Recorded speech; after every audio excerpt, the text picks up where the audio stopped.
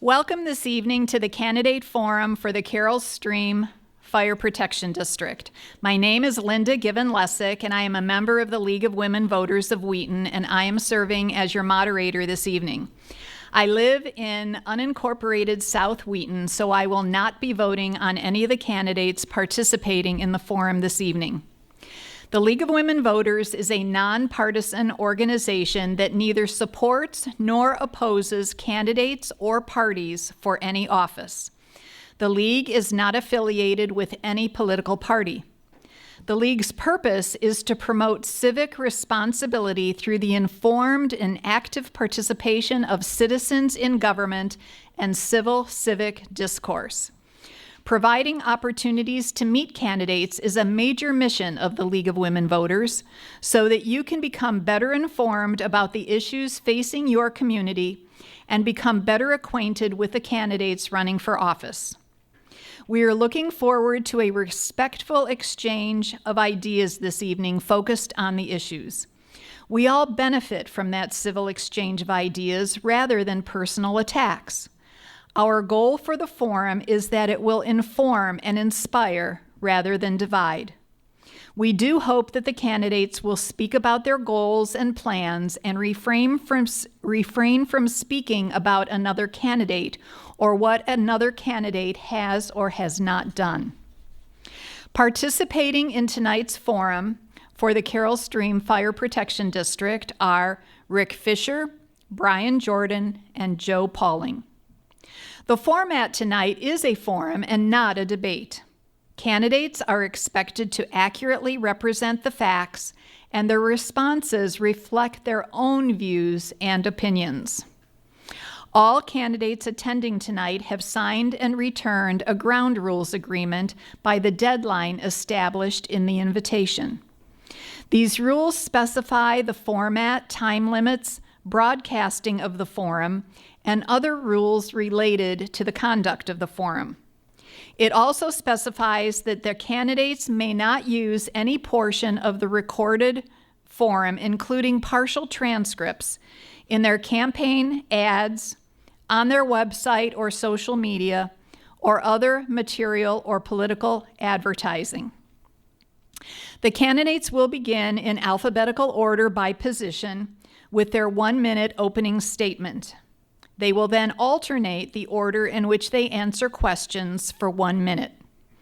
After the question portion of the forum, each candidate will give a 1-minute closing statement, continuing in our alternating rotation pattern. A member of the League will serve as the timer, and I will enforce the time limits. Candidates will see a sign to let them know that they have 30 seconds and then 15 seconds and then stop. Should a candidate exceed the time limit, I will ask them to finish their sentence, and then we will move on to the next candidate. To ensure that questions for tonight's forum represent a balance of topics, a panel of experienced members of the League of Women Voters has reviewed the questions submitted for appropriateness and to avoid duplication. We are grateful to those in the community who have taken their time to learn more about the candidates before casting their vote by attending or watching candidate forums. For those in attendance this evening, we ask you that you listen attentively, turn off your phones and electronic devices, avoid commenting or disrupting others during the forum, and refrain from applause until the end of the forum. Finally, I want to say how appreciative we are to the candidates who are not only willing to serve in office, but who agreed to be here tonight to share their ideas and goals. So let's get started. Candidate Fisher, you have 1 minute for your opening statement. Hello, my name is Rick Fisher. I've lived in town for 30 years.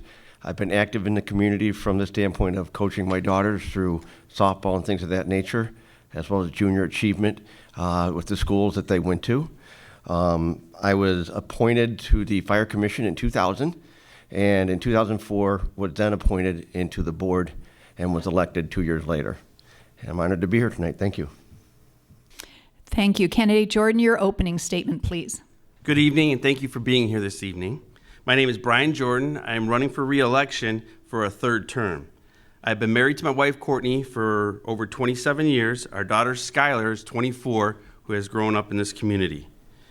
We've been living here for 22 years.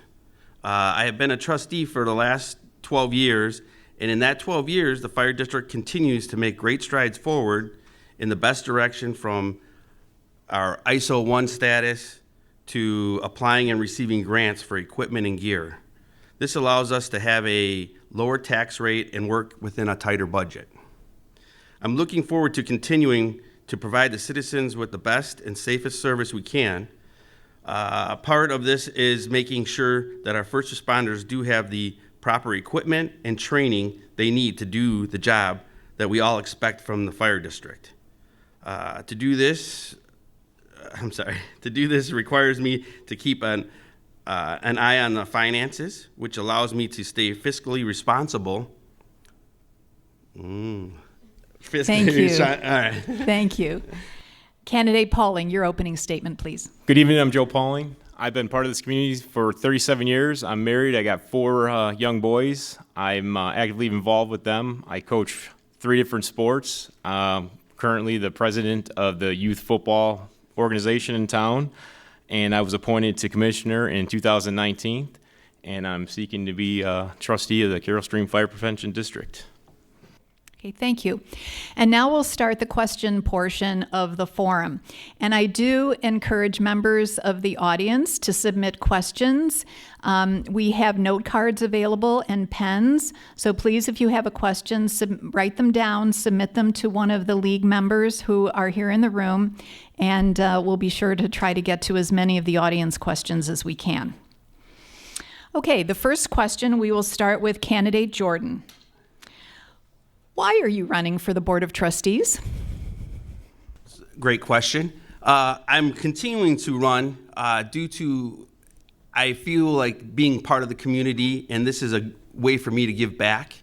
My 12 years has been an incredible experience, and I would like to continue it, to continue doing the job that I have been doing. Thank you. Candidate Pauling, same question. I'm passionate about the fire district. I'm running, like I said, I'm currently a commissioner. My grandfather used to be a trustee here, so it kind of runs deep. And I feel that I've been a commissioner since 2019, and I just want to take the next step and become a trustee and help out with the community. Thank you. Candidate Fisher, why are you running for the board? I really am proud to be a part of this team here in Carroll Stream. I'm passionate about the safety of all our residents and first responders that are here. We've made great strides. It's been a great body of work, and I'd like to continue to serve the community and the fire district as we move forward. Thank you. Candidate Pauling, we'll start with you with the next question. What qualifications and experiences make you the best candidate for the board? I'm a team player. I've, like I said, I've been on the commission. I've hired the last 30 employees that are currently on the fire district. I'm open to suggestions. I like to listen. Everybody has a different view. I'm fiscally responsible. And Thank you. Candidate Fisher, same question. Well, I've been at this now for 20 years from the board level.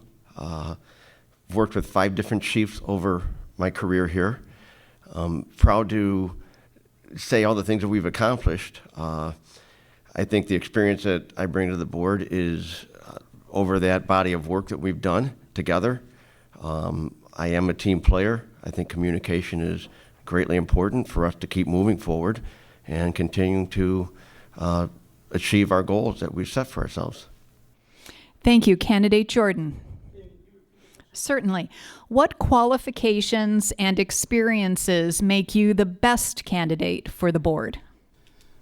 My 12 years as a trustee has given me the experience that I think I can continue to give the community my best efforts in continuing to keep our tax rate low and to provide a safe and well-trained department.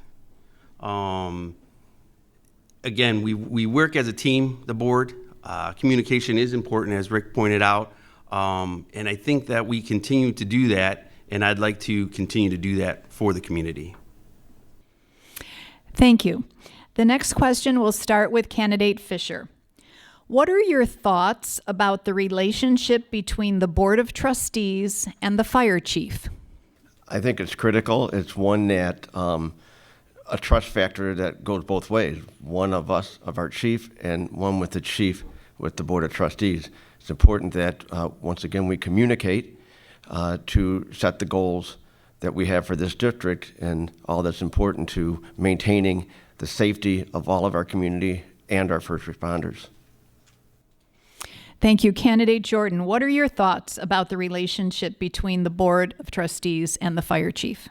It's a very important relationship. And at this time, we have a great relationship with the chief. The chief is tooting his horn. I'm sorry, Robbie. I apologize. Things are going great, and it's very important to have the chief and the board on the same page, if you will. The working together is important for planning, future, and safety of the fire district. Okay, candidate Pauling. I believe it's very important to have open communication with the chief, along with the frontline firefighters also, and then having that trust between everybody. At the end of the day, you know, seeing what he needs to help out, and I lost my train of thought, but yeah. Sorry, I hate public speaking. Sorry. Call me on the phone. Okay, candidate Jordan. How will you promote collegiality with the other members on the board? Well, I think promoting it is something that is nice that the board has diversity, I guess you would say, the different people coming from different backgrounds to work together. It is a challenge, and the board does do that now, and hopefully will continue to do that as it goes. Candidate Pauling. I think like mutual respect, communication, working as a team, understanding, people have different ideas, which is great, but coming up, at the end result. Yeah. And candidate Fisher. Could you repeat the question? Certainly. How will you promote collegiality among your board members? Well, as it's been stated, it's important that we all work together as one and have the respect for each other's opinions. It's a 5-person board, so that you have 5 different opinions, and you have to be open-minded to receive all those opinions in a respectful way, and deliver your thoughts as well. We've been together for a while and have done a good job at that. Thank you. Candidate Pauling, we hear a lot about transparency with the community, and it's something that is very important to community members. How would you promote transparency with the community? I believe everything's an open book here, that from what I see. If anybody has a question, from what I see, anybody at any given time, Chief Schultz will, if you email him, if you have a question, he'll definitely answer it. Transparency for pretty much anything. You can go to any of the board members. They're pretty transparent on what's going on. You can approach them in the street, which I'm sure they will all talk to you, but I believe we're all transparent. Thank you. Candidate Fisher, transparency with the community. Well, first I would encourage anybody to come to any of our meetings and just hear what's going on from meeting to meeting. They can reach out to any one of us trustees. We are actively involved in the community with several events throughout the year. Our most popular being probably the open house. We give tours of the facility as well. And with all that, there's nothing to hide. We have everything that's public information. And like I said, I encourage, if you're really interested, to please reach out to one of us, and we'd be happy to answer your questions. Thank you. Candidate Jordan. Yes. Can you talk a little bit about how you would promote transparency with the community? So as I stated in my opening statement, we reached ISO 1, which is a status of virtually transparent. It is transparency. It shows how transparent we are, that very few districts in the country reach that status. So as far as transparency, as Rick stated, our meetings are something that you could attend to, but we don't have any hidden agendas and such, that everything's out there for us to achieve that ISO 1. It shows that we're transparent.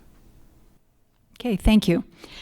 All right, this is a question from the audience this evening, and I'm going to give you 2 minutes for this one because it's a question that is somewhat involved. Can you share with us a specific problem you faced, either in your personal or professional life, the action you took to resolve that problem, and the results of your actions in resolving that problem? And we'll start with candidate Fisher. So personally, I hold a couple different jobs. One's real estate, and in real estate, it's critically important that you're able to bridge two different parties, and sometimes three, maybe even four, depending on the attorneys involved, to get to a common good or a common goal. The way to do that is by maintaining being calm, understanding the issues that are most likely affecting these people from a decision, whether you're in the middle of a deal or not. And doing so does allow you it allows you to get to the finish line, to the closing table, as we say, in real estate. So I think it's with, an objective mind, understanding your situation and the problem, and then how to resolve it. And once again, communication is critical. Thank you. Candidate Jordan. Can I actually repeat that? Absolutely. And again, 2 minutes for this one.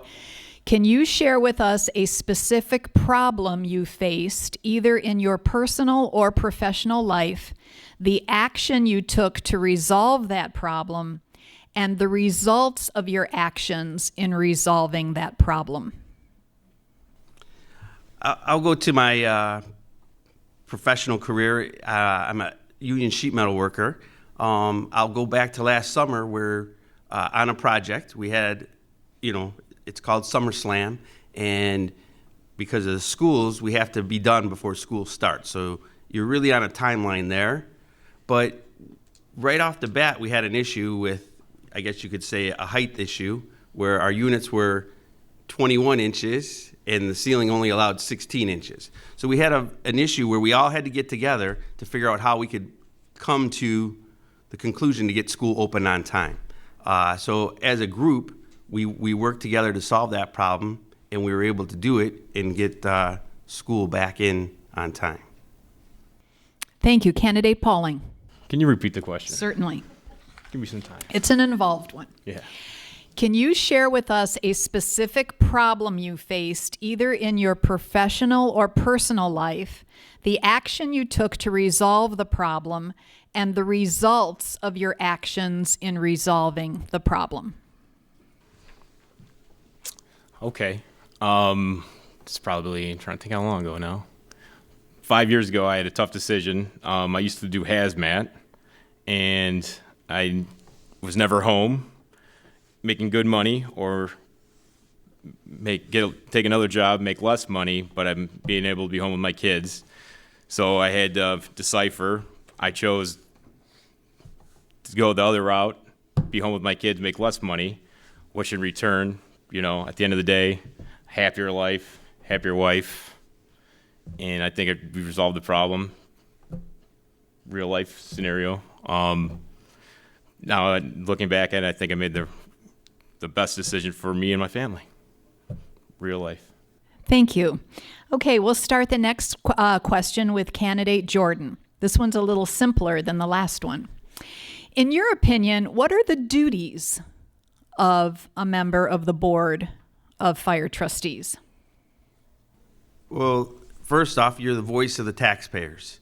So you need to know what your taxpayers want from the board. Obviously, the biggest thing is being fiscally responsible. It's a huge thing, and we continue to do that here at the fire district. And obviously, everybody wants lower taxes, and I believe that we can say that we've levied less than we've been allowed to, if you will, and we continue to be fiscally responsible. Thank you. Candidate Pauling, in your opinion, what are the duties of a member of the Board of Trustees? Fiscal responsibility, but also citizens' safety, and also the men and women that go out these doors to make sure that the apparatus that they're on, they don't have to worry about that. The equipment that they're going to be using, they don't have to worry about that in the back of their head, that we're able to provide them with the best equipment possible and the training. Candidate Fisher. Yes, for me, it's always been safety first of our citizens and the first responders. Fiscally responsible, yes, we do that. We are, and we have been, and we constantly strive to be so. Then, like Joe was just saying, the equipment and things that we buy, we have to make sure that everything is in very good working order so that when the fire district personnel goes out, they can focus on the job at hand and take care of the people. That's pretty much it. Okay, thank you. Okay, Candidate Pauling, we'll start with you for the next question. In your opinion, what is the most significant challenge currently facing the district? And if elected, how do you plan to address that issue? Let's see. The lead time on new apparatuses, from what I see, how long it takes to currently get new apparatus is a lot longer than it used to be. The prices of stuff is a lot more. But from what I see, everything, we're always within budget. And I think that is our biggest problem right now with the district. Okay, thank you. Candidate Fisher, in your opinion, what is the most significant challenge currently facing the district, and how would you plan to address that issue? I believe it's also, I agree with the fact that it's the escalating costs of all of our equipment and apparatus that we get. Timing is everything. We have a 10-year budget in place that is followed strictly, but yet it's flexible depending on what the needs are, to make sure that we're out in front of maybe that next increase and doing things that way. The second part of that kind of is recruitment. Since COVID, personnel has been difficult to come by. And what we've done is we've gone to 100% full-time employees here at the fire district, which definitely helps us continue to have consistency in how everybody's trained and the safety of all the community members. Thank you. Candidate Jordan. Absolutely. What is the most significant challenge currently facing the district? And if elected, how do you plan to address that issue? The future, that's the biggest challenge with the fire district, knowing what we need for the future, looking ahead. Our ambulance calls go up every year. Do we have enough ambulances? As Joe stated, lead time, if we need to order them. Keeping within your budget, but also knowing what you need for the future. Okay, thank you. Some of you have touched on this already, but let's dive a little more deeply into it, starting with Candidate Fisher. How do you plan to support firefighter recruitment and retention? The lack of personnel, it is starting to increase again. The commission does a very good job at hiring the best personnel that's available. I think what we do even a better job at is the training that these people receive. And everybody wants to be a part of the best. And Carroll Stream Fire District is, if not the best in the state, maybe the country. I believe that. And that's all because of all the training, everything that goes on here. And that alone are going to make people are going to want to stay then and give us longevity. Thank you, Candidate Jordan. How do you plan to support firefighter recruitment and retention? the best what we can do is provide the firefighters with the best equipment and training, which then brings in the better people. There's a hiring process that they have to go through, but when it comes to that, if we can get the best recruitments, we're going to continue to do what we can with the purchasing of equipment and safety for the firefighters. I think that's a big way to help with the recruitment. Thank you. Candidate Pauling, what are your thoughts about supporting firefighter recruitment and retention? I'm gonna mirror both these guys. Definitely, a lot of people want to work here, but it is after COVID. It is hard to get people to get in here through the test. From when I first came here, we went from 100 people testing to now you get like 20 to 15. So we need to build that up. But like you said, the equipment, the training, it starts from the top. Giving empowerment, like from our command staff, giving the empowerment, letting the recruits know that they're getting empowerment from the command staff, and then trying to think what else we can do. But yeah. Okay, thank you. A question from the audience, and we'll start with Candidate Jordan. What are your thoughts about using training programs through high school programs? I do know that there are programs out there that do that. I remember having a conversation with a former chief about it, and it was something that didn't work within the parameters that he was looking at, if you will. But I think it's a great, especially with, as we just stated, the lack of recruits, if you will, that are testing into this, to start at the high school level and get people interested. We're at it's a career that actually they can't start till they're 21.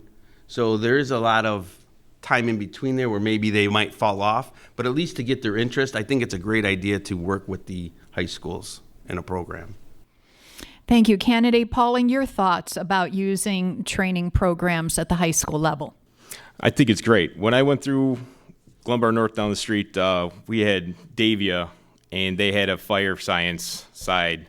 I went to the carpenter side, but they had the fire science side, and I know a couple students that went through there that are currently firefighters, and it actually perked their interest. I think that'd be a great opportunity to even look at that, or like an Explorer post, if we can somehow figure that out, and that'd definitely help out with recruiting. Thank you. Candidate Fisher. I think it's a great idea as well to be at the high school level, but it starts sooner than that because I'm just looking at some notes that we made here. We did over 67 visits this year, and it starts at the grade school level. We're over, I think it was 5,000 children are reached right out of the gate. So once you start doing that and getting their interest early on, by the time you get to the high school level, the training programs can be more pointed at how they get into the service and what it's going to take at that point.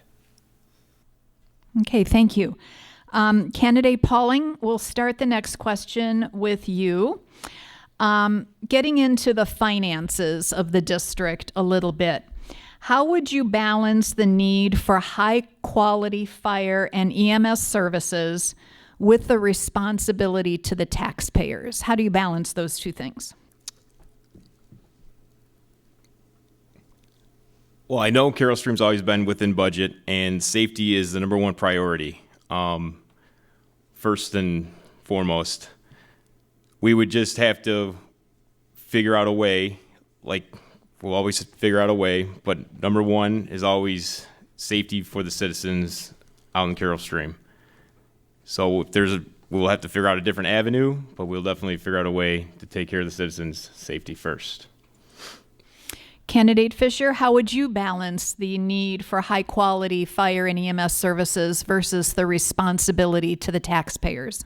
Well, first of all, one of the things I think a lot of us have said in the beginning when I started would never be in favor of referendum. The 10-year budget definitely does help direct us on how we go down the line to do that, and and make sure we stay within the means that we have. Our staff is also great at other revenue streams, one being reaching out for grants that are available through the government to help us continue to pursue this business of safety. You balance all those three together, and you find a way to make sure that we don't go to referendum, we spend our tax dollars wisely, and we use other resources that we can. Thank you, Candidate Jordan. How would you balance the need for high-quality services versus the responsibility to the taxpayers? I mean, that's going to be everybody's first thought is the taxing dollars for the fire district.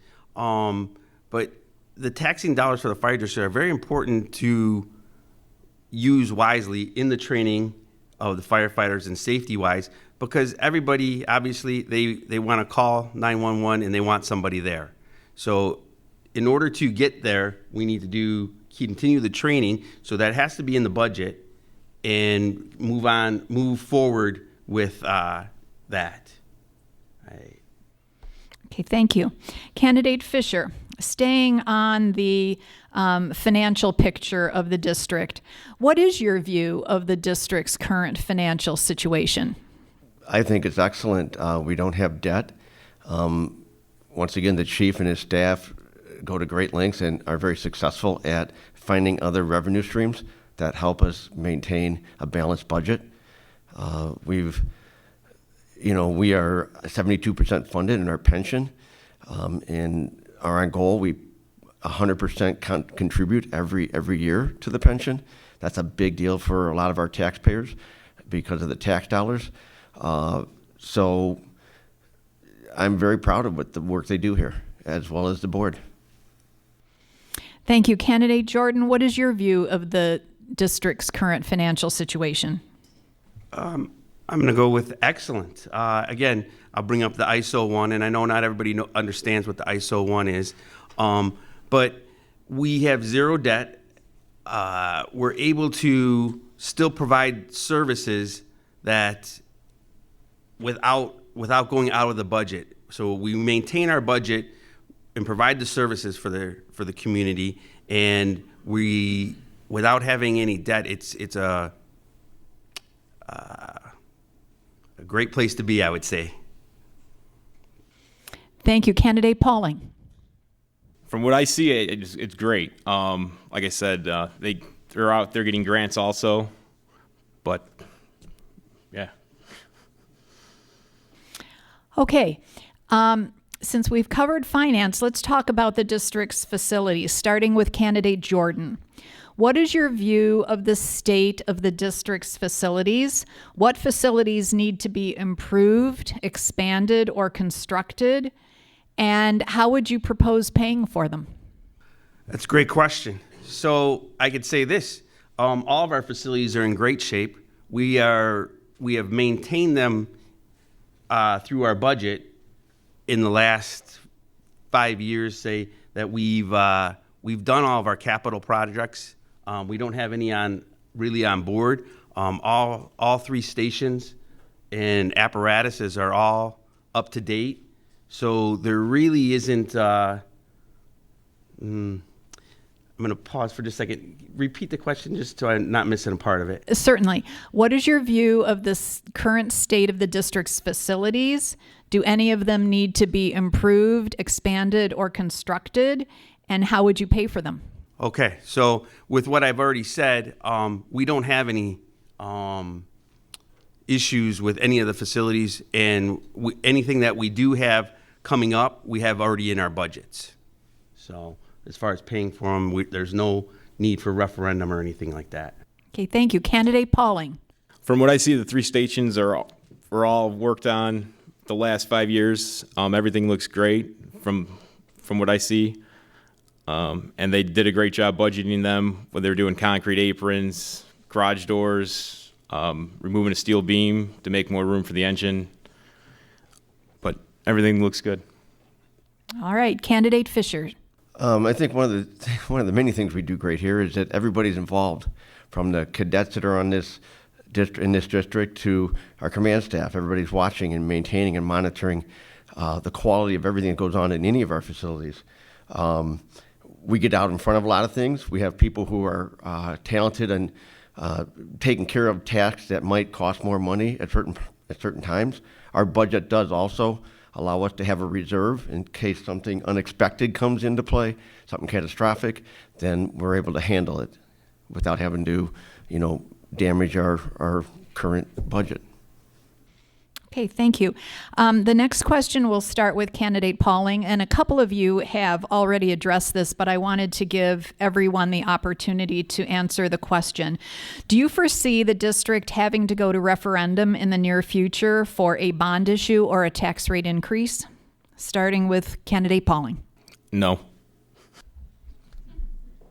Candidate Fisher. I would also say no. I see, once again, everything we've brought up in since we've started the questioning, no. And we would have to find out ways or create new ways if that became a problem. It isn't. It's not in the foreseeable future. And so to echo, no. All righty, and candidate Jordan. No, I don't see any reason that we'd have to do any of that. Like I said, we've well maintained our apparatuses, our buildings, and so there's nothing. I mean, things do come up, and we would need to, have that money in our budget, but nothing that we would need to go to referendum for or bonds. Okay. Candidate Fisher. How would you engage with residents to educate them about the district's services and gather feedback as to what additional services they would like to see? I've been pretty consistent with how important communication is.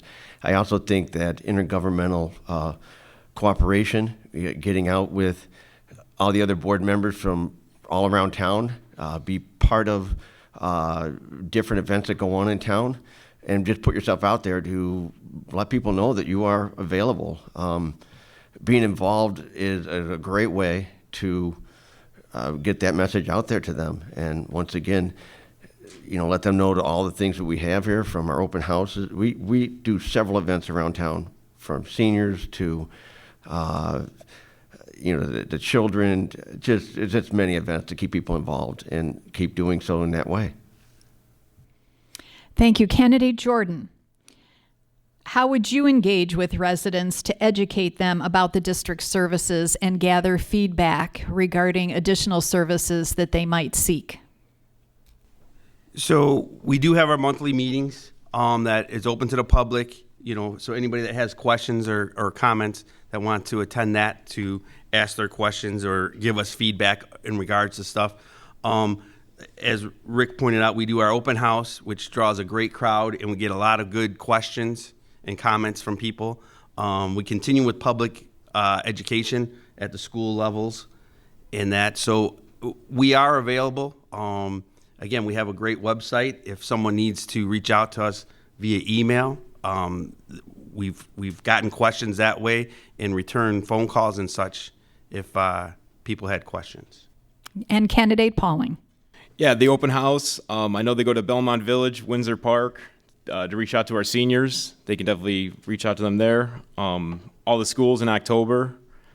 Like Brian said, you could reach us through the website. We all have our emails on there, or you could see me any given weeknight, weekday at a football field, lacrosse field, or wrestling mat. I'm very approachable. All right. And unless there are any additional questions from the audience tonight, if so, please make sure they're brought up. But if there aren't any, this will be the last question for the evening before your closing statements. And I'd like to ask you, what specific qualifications and experiences make you the best candidate for this position? Starting with candidate Jordan. I do apologize. I didn't realize at first. Could you please repeat it? Yes, I know certainly. the best candidate part. What specific qualifications and experiences make you the best candidate for this position? As we covered that earlier, I believe, as a trustee for 12 years, I feel that I've been very involved with the fire district and have a good reach on or a good feel on the pulse of it. And I would like to continue it due to I believe that we're in great shape in Fire District is doing a fabulous job. Candidate Pauling, what are your specific qualifications and experiences that make you the best candidate? Been a commissioner since 2019. I think I work well with others. I listen to everybody else's ideas, and then good teamwork. And, yeah. Okay, thank you. And Candidate Fisher. I'm genuinely passionate about the safety of all of our citizens in the first responders. It's critical. I'm a communicator. I like to make sure I'm discussing or talking to everybody within the fire district, not just our command staff or the chief. I have the ability to get out amongst the men and women that work for us here and get to hear what they have to say and what their thoughts are, and at the same time then be able to apply that wherever we can. And once again, communication is critical, and I feel I do that well. Thank you. And it is now time for your closing statements. Each candidate will have 1 minute for their closing statement. And since the last question started with Candidate Jordan, we'll start the closing statements with Candidate Pauling. 1 minute, please. All right. Appreciate everybody's time, getting me out of my little comfort zone, public speaking. Again, I just want to thank everybody for being out here and taking time. Looking, hopefully get your vote April 1st to continue on in the fire district. I appreciate everybody for coming out. Thank you. And Candidate Fisher, your closing statement. Well, thank you to the League of Women's Voters and then everybody here tonight. I've been extremely proud to be serving our community, and especially at the level of fire district trustee. As I said, I'm very passionate about this. I feel that we work well together. I'd be honored to have your vote and support this coming election, and I'll give you my word that I'll do everything I can to keep this a safe and happy town. And Candidate Jordan, your closing statement, please. Thank you again to the League of Women Voters for hosting this evening. Thank you to everybody that attended this. It's very important, local elections. It's very important for the community. And again, I'd just like to thank you for attending. And again, if anybody has any questions that didn't get answered tonight and shy about it or something and they want to email, that's fine too. Or catch me afterwards. I'll answer any questions that you guys might have. I know some people early vote, some people mail in ballots, and some just like to go to the polls on April 1st, and I hope that I can get your support and your vote on April 1st or however you want to vote. So thank you again for coming out this evening. And thank you to our audience for being with us this evening, and please join me in thanking the candidates.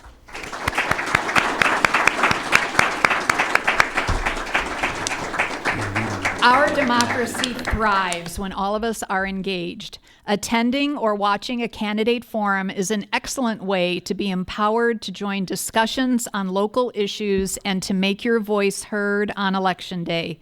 We hope that each and every one of you will vote and will inspire your family, friends, and neighbors to do the same. Information on how and when to vote can be found at vote411.org and the League of Women Voters of Wheaton website and social media. We hope that you will take advantage of early voting, which started on March 17th, since Election Day is a week from tomorrow, April 1st, and it falls during spring break for our schools. Recording of this forum can be found on the League of Women Voters of Wheaton website. Good night, and to the candidates, the best of luck on the campaign trail.